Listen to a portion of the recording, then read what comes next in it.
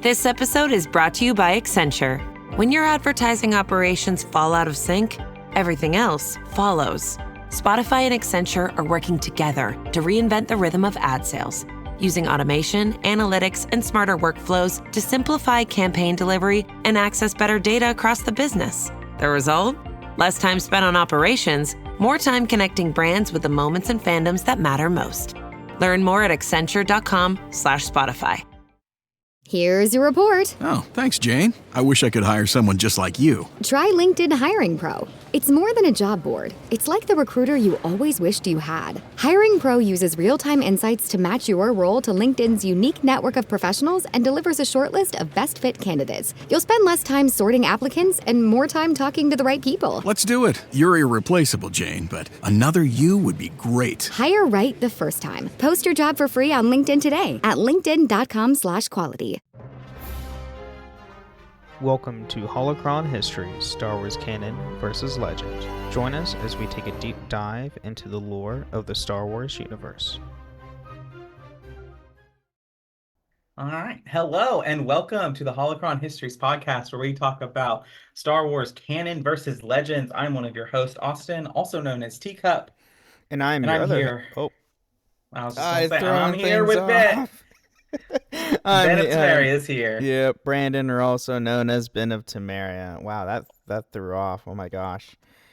And we are here to talk about Dragon Age: The Veilguard. No, it's not true. If only. That will be my Thursday recording. There you go. And boy, we're here something for more creatures, which the creatures of Star Wars have always been a big draw. And so today we're doing another original trilogy classic. Yes, and terrifying. If you played Battlefront or Battlefront 2, these creatures are absolutely terrifying. Yes. And or that even is Jedi Knight too. Oh, Jedi Knight, yep, that as well. The most infamous Wampa. Mm-hmm. Yeah, and oh boy, these creatures are something. Yes, they are. So, to get right into it, so Wampas are ice creatures, were carnivorous, predatory reptomammals, indigenous to the remote Outer Rim territory ice planet Hoth. The bipedal beast stood over 2 meters in height, with shaggy white fur, constantly stained with the gore of slaughtered prey. Wampas were armed with jagged yellow teeth and deadly claws. Primary solitary hunters, Wampas occasionally hunted in packs, preferably to ambush their prey from the camouflage of Hoth's snowbanks in blizzards. So, yeah. This is my question then, because I have a lot. Because I see on the show notes that we only have Legends material. Was there no? Yes. Or is it all the same? It's essentially all the same. So, but I'm curious about the Wampas we encounter in Jedi Survivor that are not ice. Okay. That are not ice. That is a subspecies. Oh, okay. Yes, they're a subspecies of Wampas, which I think we talk about. I might not have that in the show notes this time around. But it is a type of subspecies. There was a lot of Wampa stuff. These makes me wonder, like, are there snow Ewoks? Ooh, that's a good question. Are there hairless Wookiees? How terrifying is a human just a hairless Wookiee? I mean, if humans can be like 7 foot tall. Well, I mean, there are people. That's true. So stunned victims were carried off to the creature's lair, typically large ice caves, where the Wampas ate at their leisure. The planet's omnivorous tauntauns formed the hulk of the Wampa's prey, although they would attack anything they encountered. The alliance to restore the Republic's Echo base on Hoth came to under constant Wampa assault in 3 ABY. Yeah, like, this is like the perfect predator. Yes. Did you ever play Sekiro Shadows Die Twice? I have not, actually, surprisingly. Oh, okay. Are you a big, like, do you do the Souls? I do the Souls games, yeah. Stuff? Okay. Well, you fight a big ape. That always reminds me of the Wampa. but Okay. it's not like snow, but it's white. That's all I was gonna say. So while rarely seen in the remote homeworld, Wampas were known to have participated in illegal gladiatorial combat venues. They were highly valued among big game hunters for the challenge they come with hunting for the creatures, as well as their pelts, stuffed heads, and other miscellaneous souvenirs that commanded high prices on the black market. Wampas were later protected under legislation to prevent endangered species from falling into extinction by the Galactic Federation of Free Alliances. Wow, they actually protected the Wampas. That's surprising, honestly. You don't see that a lot. Mm-hmm. Moving on to their biology and their appearance. Covered with shaggy white fur, standing at heights up to 3 meters. So the normal is around 2, but they can go up to as 3. And weighing an average That's of 9 feet. Yeah, that's insane. That's terrifying. More, almost 10. Yeah, 10 to 12. it's terrifying. Average of 150 kilograms. Hoths, Wampa ice creatures, were a lethal predatory beasts. They possess long, powerful arms or sharp claws, capable of carving layers of ice or out of ice in a faint maw, aided by an acute sense of smell and a well-camouflaged coat of thick fur. The carnivorous Wampas roamed Hoth's icy planets, prying their near-helpless animals. Wampas range in height from 2.2 to 3 meters, with an average height of 2.5 meters, weighed up to and occasionally exceeding 200 kilograms, and had eerie yellow eyes, which is very creepy. Adult Wampas possess short, jagged, curving horns, which were an indication of age. The horns began to appear at onset of puberty and continued to grow larger as the Wampa aged. The Wampa's horns were similar to those Hoth's native tauntauns. Though the two species were entirely unrelated, Wampas had a single heart within their thoracic cavity. Interesting. Wampas were classified officially as reptomammals, creatures combining the best defensive characteristics of reptiles with the more adaptable physiologies of mammals. Specifically, they were linked to primates. The species showed multiple psychological traits, with the primary named Trompa. The most xenobiologists speculated the two species were cousins. And the Trompa... Oh, that's a black-furred one. That's interesting. Oh. Can we just What? I just laugh at Star Wars sometimes. The naming scheme? Hey, there's another species of wampas. What should we call them? I don't know. What's their environment? Oh, they might live in trees. Trompa. Trompa, right? I gotta love the name schemes. So the Wampa physiology was well adapted to conceiving heat in extreme cold. Beneath the protective fur was a layer of blubber for greater insulation. They were also psychologically equipped with self-regulating metabolism.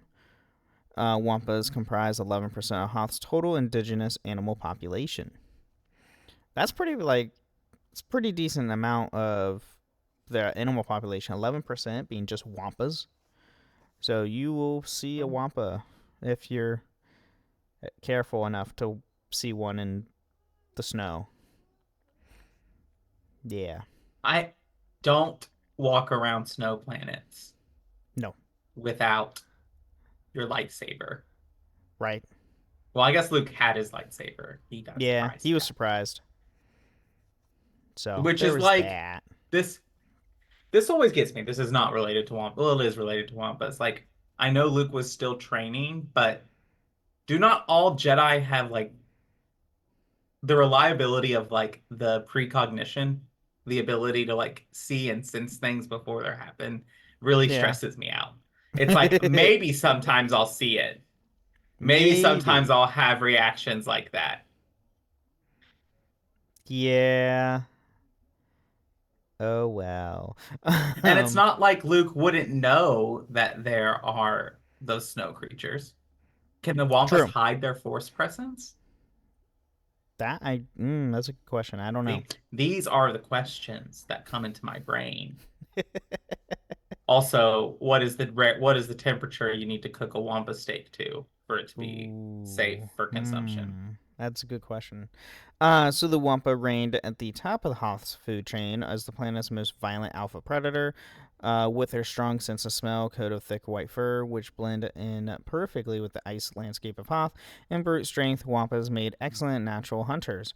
A single powerful blow from the Wampa's forearm was enough to neutralize the largest prey, while the creature's bite was deadly.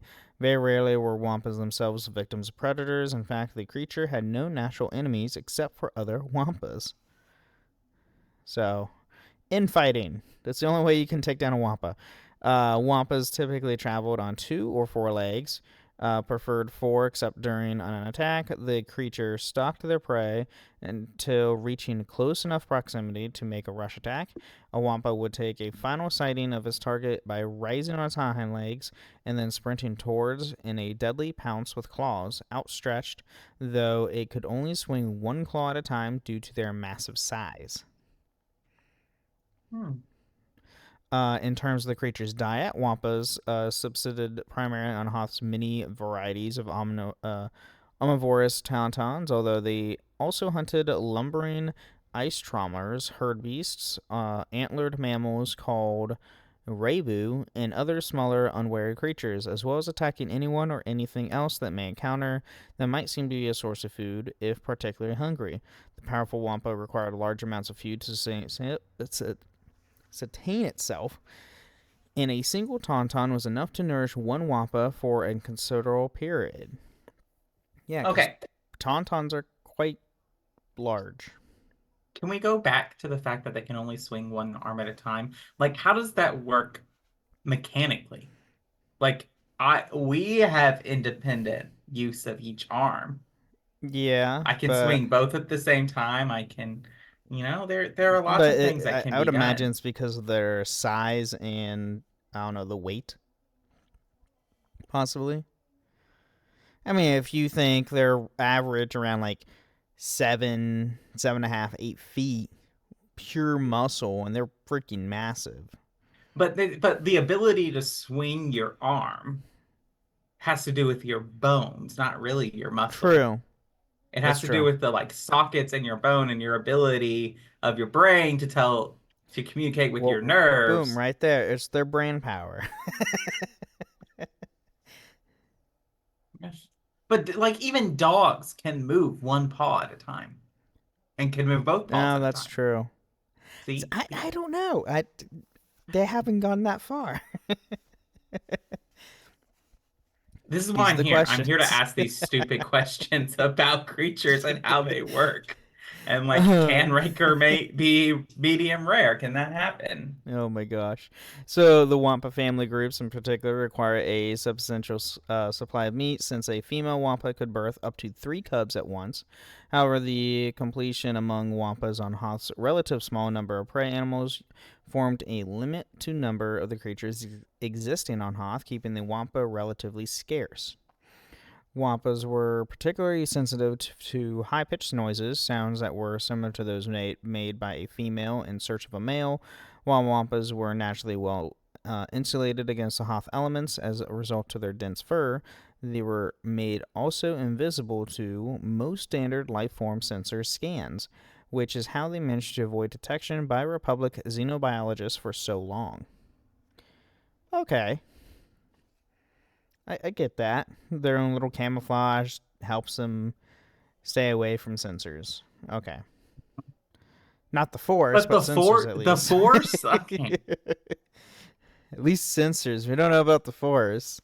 I'm actually just going to chalk it up to that George Lucas hadn't refined how the Force works at this point. Oh God knows. The second film, and even then it was, you know, not what It it was is the today. 80s. It was also the It 80s. was the That's also true. 80s. So Wampas were even said to possess at least one case the capacity to retain a long-term memory. During the Rebellion Alliance occupation on Hoth during the Galactic Civil War, Jedi Luke Skywalker was attacked by Wampa while patrolling the planet's ice wastes, but he escaped the creature's clutches after slicing off its arm with his lightsaber. Almost a decade later, during a return visit to Hoth, Skywalker re-encountered the same Wampa whose arm he severed years before. Skywalker claimed that the one-armed beast remembered both him and his lightsaber. Obviously, that's Legends, but jeez, if I was the Wampa, I would just back away and turn around. It's like, oh, I lost one arm already. God forbid if I lose my life. That would be me. I wouldn't want to chalk it up to a guy with the scrawny dude with a laser sword. And then one male Wampa named Kukak had a rare natural affinity for the Force. Another giant Wampa, Unkajo, towered in height such greater than the species' average height of 2.5 meters. Still another giant Wampa creature, larger than ordinary Wampas, lived on Hoth during the early portions of the Galactic Civil War. This giant Wampa possessed a freezing breath as a natural weapon. So it could have an ice breath like Superman. And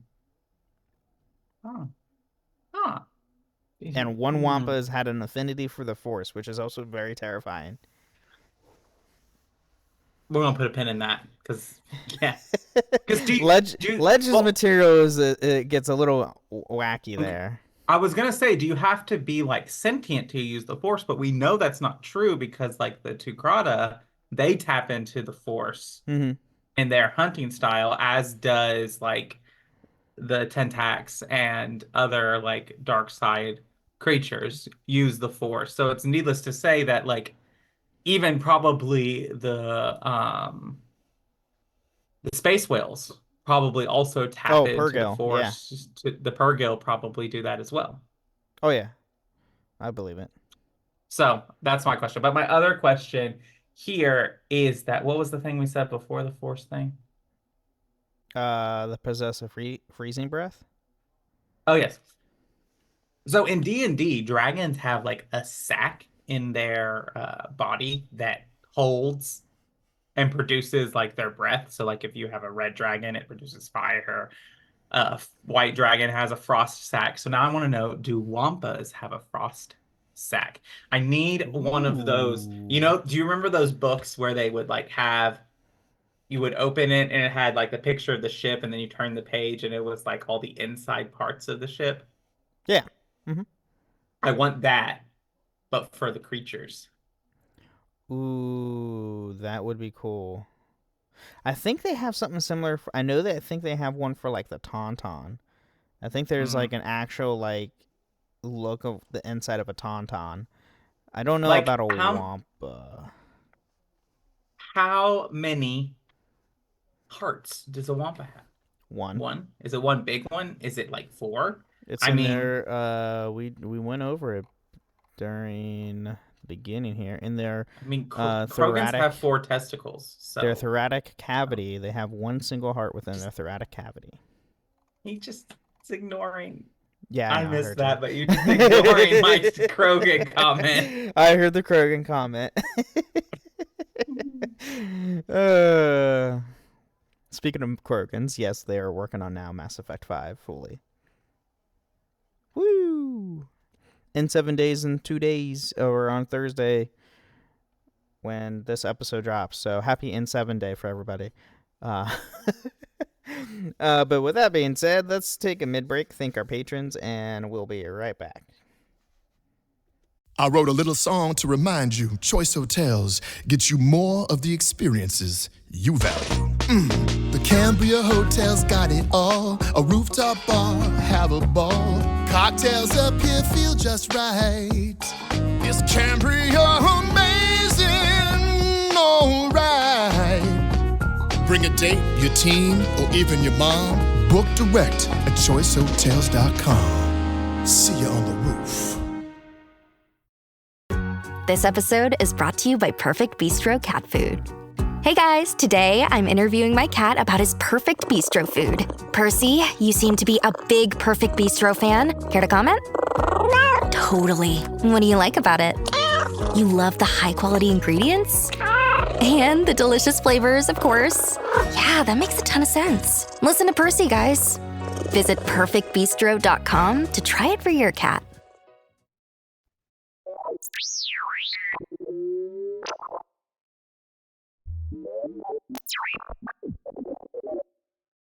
Welcome to the middle of the show where we talk about all things about the podcast. And it's here where we thank our patrons. Thank you to our patrons who support us. We had a great patron chat last time. It was a lot of fun. And if you want to join us, you can do so at patreon.com/holocronhistories. Also, you can leave us comments or reviews on Apple or Spotify. If you leave us 5 stars and a kind comment or a kind review, we will read it out on a future episode of the show. Ben, do we have something to read today? Not today. All right. Well, if you haven't commented yet or you left us a review, please do so. We greatly appreciate it. It's a great way to promote the show. Lastly, come hang out with us on Discord, the Ben and Friends podcasting Discord, and the Cups Pod and More podcasting. You can find us there, everywhere that is important. And the Robots Radio. You can find us there too. Yep. If we don't answer to any pings, it's because we're playing Dragon Age. Just letting that is know. true.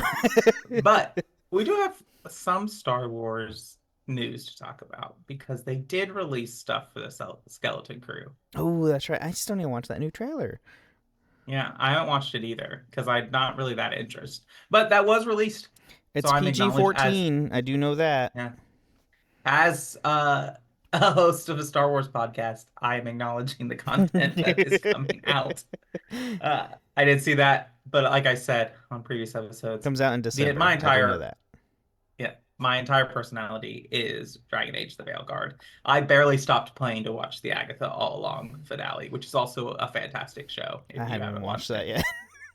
Yeah. I haven't even watched WandaVision. Ben, you need to watch WandaVision. I know. If you are like a sitcom, like especially like a sitcom through the years fan, you need to watch WandaVision. Okay, that's fair. We'll see. I don't know. There's just so much to watch, so much to play. My whole entire thing right now is Dragon Age Veilguard. So, yeah, there you have it. But, yeah, and you can also find us live on my Twitch channel at twitch.tv/Ben of Temeria every Tuesday at 8 p.m. Eastern, 5 p.m. Pacific. While we go live, you can be in our Twitch chat, chatting with us, asking questions, and we'll answer them on stream. But with that being said, let's get back into more Wampas. Get business done with the new American Express Graphite Business Cash Unlimited card. With unlimited 2% cash back on all eligible purchases, unlimited 5% cash back on flights and prepaid hotels booked through American Express Travel Online, and a flexible spending capacity that can grow with your business, you'll have the confidence to keep building. Apply today and earn a welcome offer of $1,500 cash back after you spend $50,000 in qualifying purchases on your new card within the first 6 months of card membership. Terms apply. Learn more at go.amex/graphite. This episode is brought to you by State Farm. Listening to this podcast instead of doom scrolling? Smart move. Another smart move? Getting help from one of State Farm's 19,000 local agents when you choose to bundle home and auto.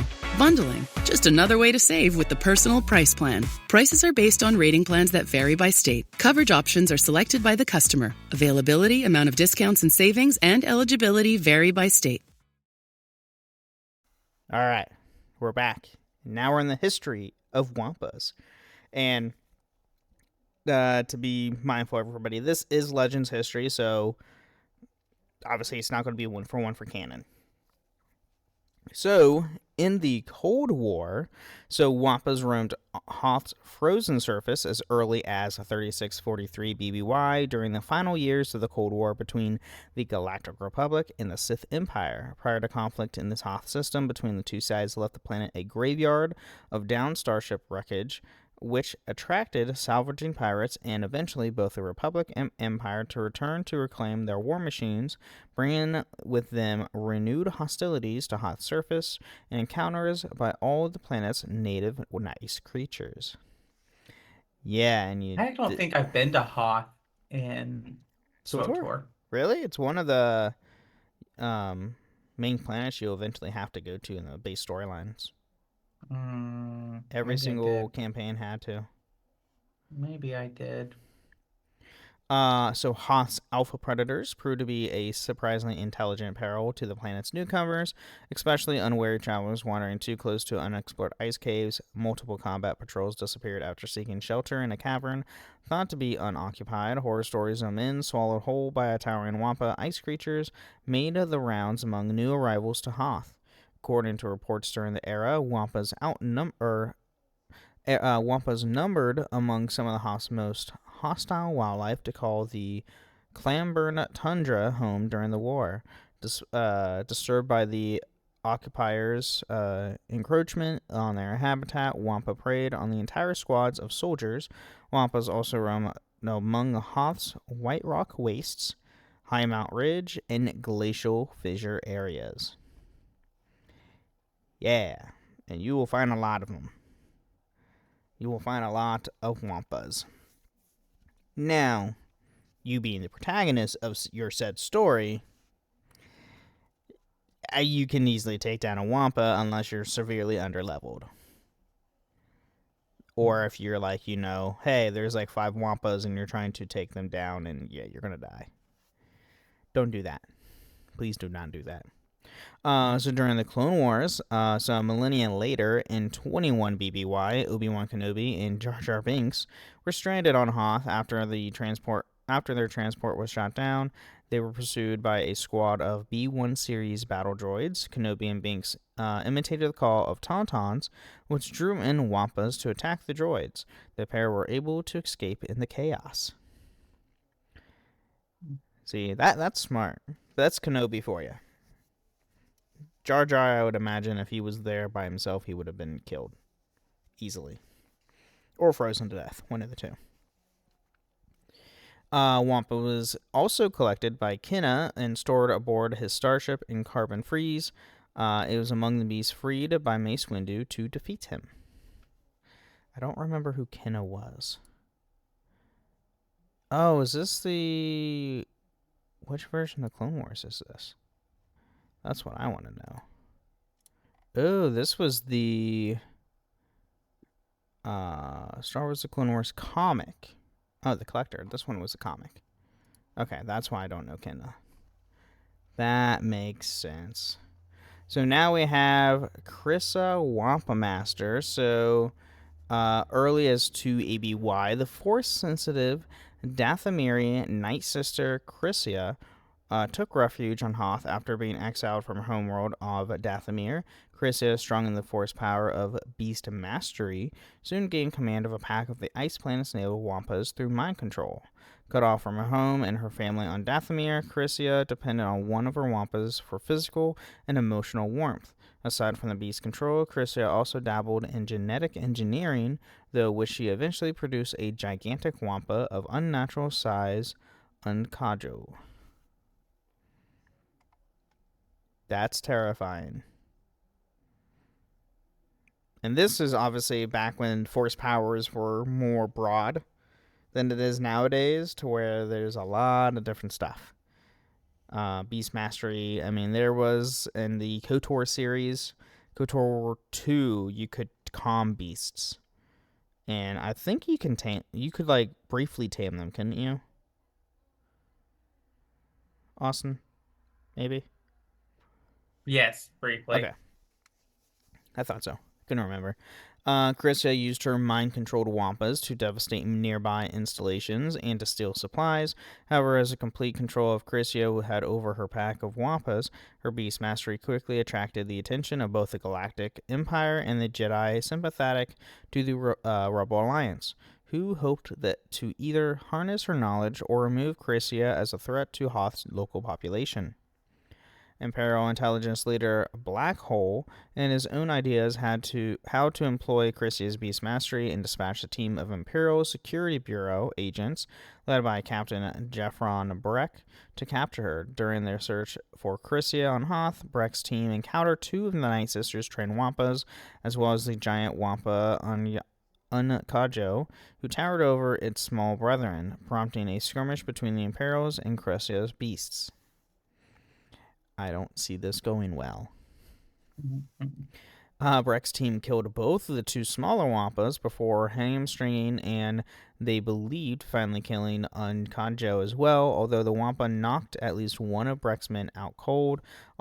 After the skirmish, the Imperial agents collected the Wampa's teeth and claws as souvenirs. Okay, I lied. Never mind. The Imperials were more trained than I thought. Only moments later, Chrysia herself appeared before the Imperial agents, surrounded by another pack of obedient Wampas. Like an army of trained soldiers, enraged by the loss of Unkajo, Chrysia ordered the Wampas to kill the Imperial team. However, the second battle turned out little different than the previous, with many more of the trained Wampas being slain before Chrysia slipped away, with the surviving Wampas for group covering her escape. Simultaneous with the Imperial mission, the Twi'lek Jedi Knight Rashi Citra, along with another rebel agent, embarked on her own mission to capture the dangerous Chrysia from Hoth. At some point, Citra ran into one of Chrysia's trained Wampas as well, although her combat skills served her well in a fight with attacking beasts. The rebel agent party to Citra also encountered Chrysia herself and the 2 of the exiled Night Sisters' trained Wampas. Enraged at the rebel agent for having previously killed another of her bioengineered beasts, Chrysia ordered the 2 Wampas under her command to kill the agent. The 2 Wampas, well trained, fought to the death to defend their master, but the rebel agent eventually won the battle and drove Chrysia away for the time being. Wow, these Wampas are, pretty weak. Imperial soldiers beat most of them, even the giant one. And even a rebel agent, which you normally see die from a stormtrooper. So ultimately, the dark side adept Neman Cha convinced Chrysia to join him to service of Emperor Palpatine. He too, however, had his own bout with Chrysia's Wampas while searching for her on Hoth before enlisting her as the Emperor's newest prize. Go figure. And then the Rebel Alliance established its secret headquarters on Hoth during the Galactic Civil War following the Battle of Yavin in a series of ice caves that came to be known as Echo Base. Hoth's Wampas soon enough became a serious threat to the rebels, repeatedly attacking the base and its personnel.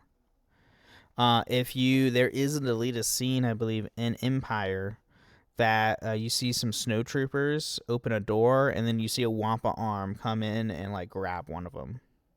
And you also see there's stuff in Battlefront 1 and 2. If you go to Hoth, you can find Wampas in Echo Base and stuff like that, which is kind of funny.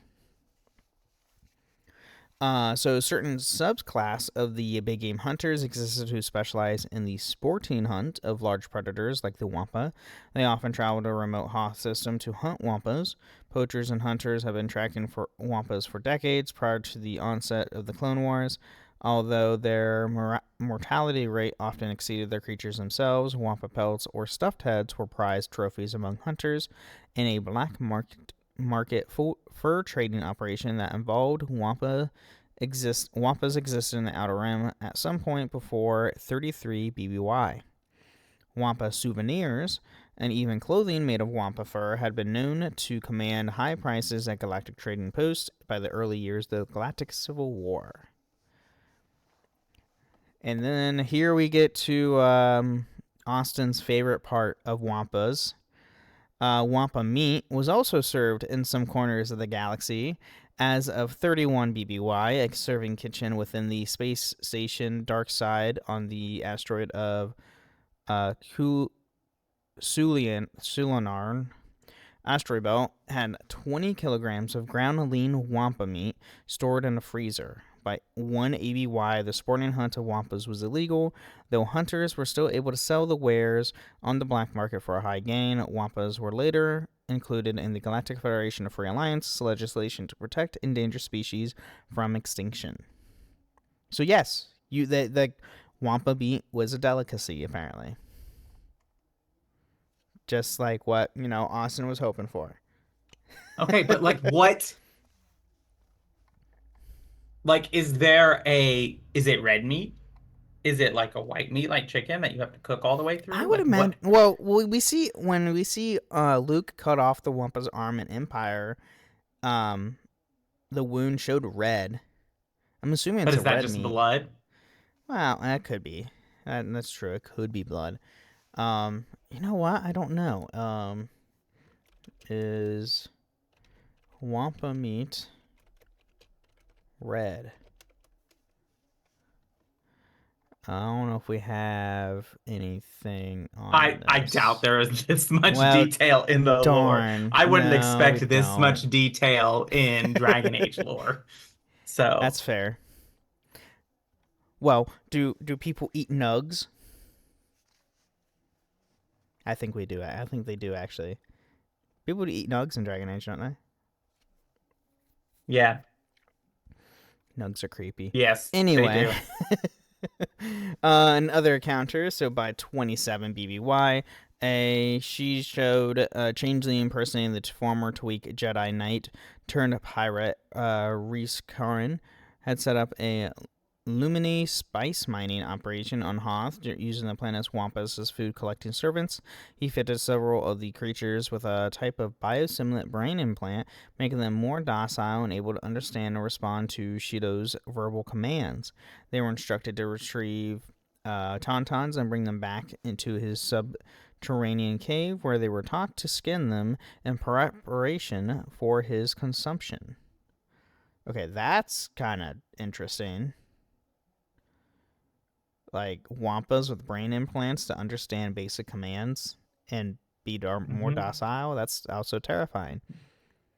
And then, hoping to collect a posted price on Karin's head, the bounty hunter Agura Singh infiltrated the cave, wrapped in the skinned hide of a dead Wampa. She was able to neutralize Karin's impersonator while simultaneously killing many of his Wampas in a manufactured cave-in. The rocky collapse awakened a large dragon slug, which was also crushed one of the Wampas with its massive jaws. No. You don't get to drop something like dragon slug and just move on, Ben. What the hell is a dragon slug? Shelby's worst nightmare is really what it is. A giant slug. Dragon slugs were large, fire-breathing creatures who ate luminin spice, living on both Hoth and Koralag. Okay. Yeah, they're just giant, and they're in canon apparently too. Huh. Yeah, they're giant, snake-like, slugs.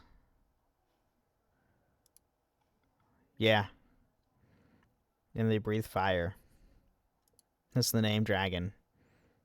Thanks. I hate it. I hate it. That's all. And Ayura Singh is also a bounty hunter we see in the...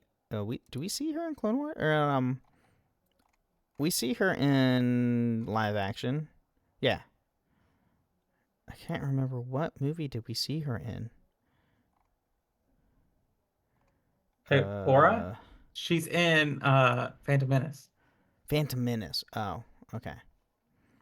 I couldn't remember. She also hang around with Cad Bane in Clone Wars. So the bounty smuggler Bingo Medra possessed a captured pet Wampa in a secret Hoth base of his.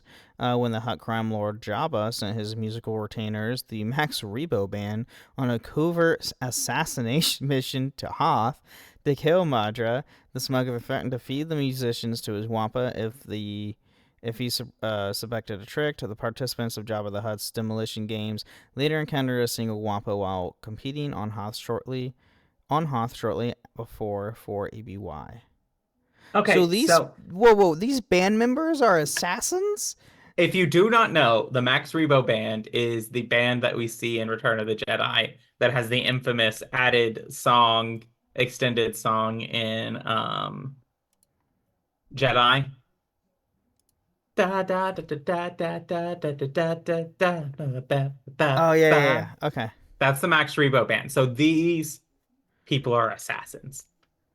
What the world? I did not know that.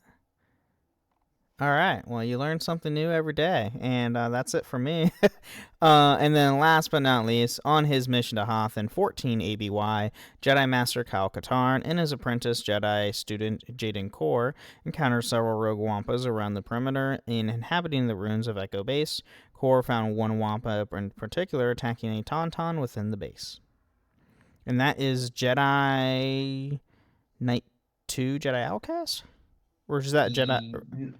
Jedi Knight 3. 3. Jedi Academy. Jedi Academy, that's what it was. Jedi Academy. Oh, yeah, because that's when you play as Jaden. Mm-hmm. That's right. Yeah, and that's what I have on Wampas. Wampas are great. Just don't make one mad. Don't make a Wampa mad. No. Well, or, you Wampas. know, as Austin said earlier, always have your lightsaber on you because... Right. These are the things. Don't make a Wampa mad. And Max Rebo is an assassin. So. Yeah. Yes. Exactly. Those are the things that are happening. I'm a little shook with this information, but I'm going to forget it because I'm about to go embrace more Dragon Age: The Veilguard. But yeah, you got anything else? Nope, Wampas. Wampas. Scary snow creatures. Yeah, be careful when you're on Hoth. That's all I have to say. Be careful on thanks Hoth. Thanks for bringing the research. And thank you all for listening to the Holocron Histories podcast. We'll see you next time. And may the Force be with you.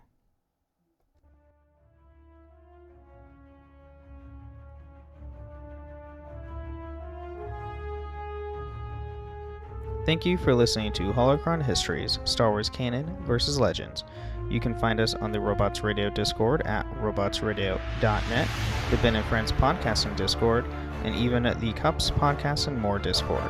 You can find us on Twitter at SWHoloHistories, and even email us at holocronhistories@gmail.com.